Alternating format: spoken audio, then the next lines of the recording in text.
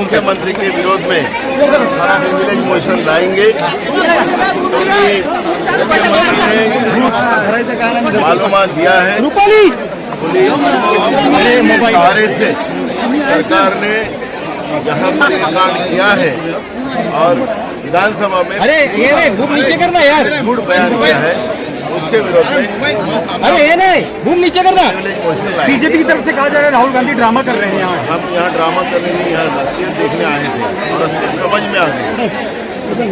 जिस तरह से यहाँ लोगों को, निरपराध लोगों को मारा था, जो सोमनाथ सूर्यवंशी का जो मृत्यु हुआ है, जो डॉक्टर ने पहला रिपोर्ट जो दिया था शॉक और इंजरी, ये जो डॉक्टर ने कहा था वही बात सच थी। अभी हमने पूरी उनके बॉडी पे, जो सोमनाथ के बॉडी पे जितने वार थे, जिस तरह से मारा गया था, वो हमने देखा है। और मुख्यमंत्री ने कहा कि उनको उसमें उनका डेथ हुई। ये पुडारी खाली करना वो एक तरह झूठ बोलने का काम राहुल जी ने किस तरह से आश्वासन दिया? झूठ बोलने का काम जो मुख्यमंत्री ने किया है, हम उनके ऊपर प्रिविलेज लाएंगे। और राहुल जी ने कहा कि कार्रवाई होने चाहिए, वो तो कहा है आपको। सर जी आज राहुल जी की सुरक्षा को लेकर बड़ी चूक हुई है।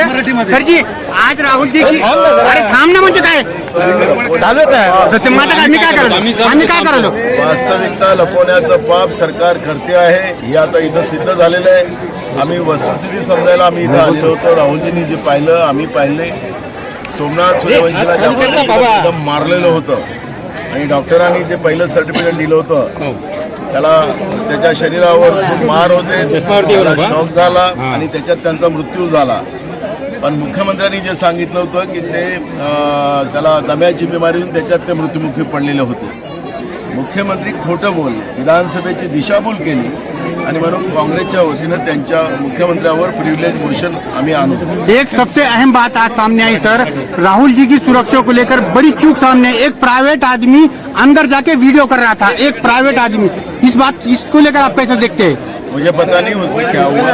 सर प्रिव्हिलेज तर आणणारच आहे। अजून आता राहुल गांधी या ठिकाणी पाहणी करून गेले, नेमकं काय आता पुढचं राहुल गांधीचं आंदोलन असणार आहे परभणी घटनेबाबत? गेले लोकसभेत ही भूमिका मांडतील राहुलजी आणि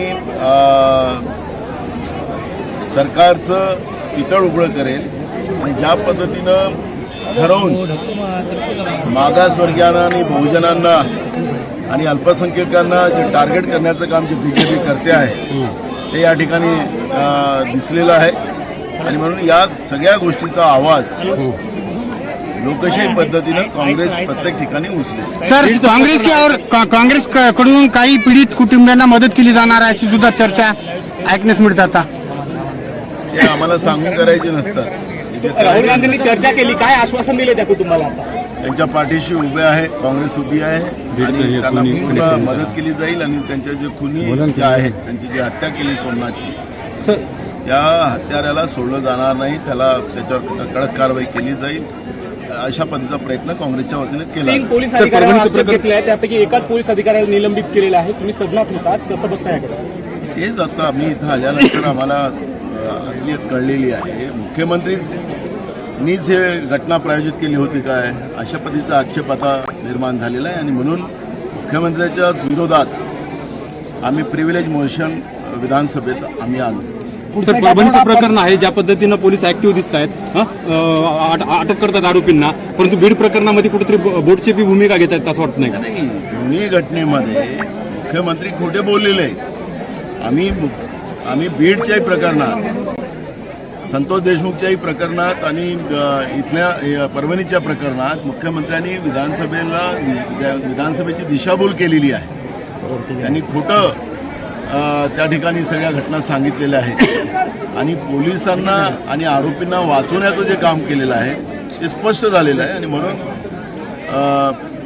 संतोष देशमुखच्याही प्रकरणात आणि परभणीच्याही प्रकरणात दोन्ही ज्या घटना होत्या त्या घटना आम्ही पहिल्या दिवशीपासून विधानसभेत लावून ठेवलेलं आपण पाहिलं असेल।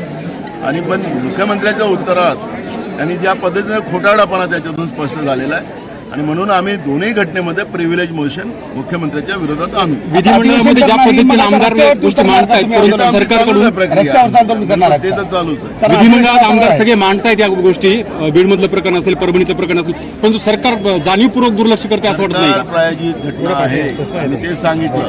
सरकारने निर्माण केलेली घटना परभणीतली असेल की बीडची घटना असेल, मंत्रिमंडळामध्ये 65% मंत्री हे गुन्हेगार प्रवृत्तीचे आहेत. यामुळे गुन्हेगारांची सरकार निर्माण झालेली आहे का हा प्रश्न निर्माण झालेला आहे आणि राज्य सुरक्षित नाही.